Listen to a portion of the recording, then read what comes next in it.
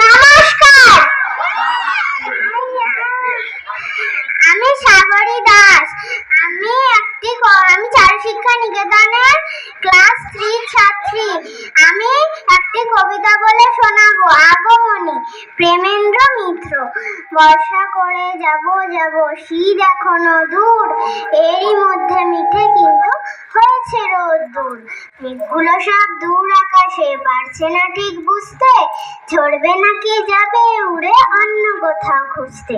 থেকে থেকে তাই কি শুনি বুক কাঁপানো ডাক, হাতটা যতই হোক না যাবর মধ্যে আকাশ বাতাস আনমানা আজ শুনে কোন ধ্বনি, চির নতুন হয়ে আছে এ কার আগমনী।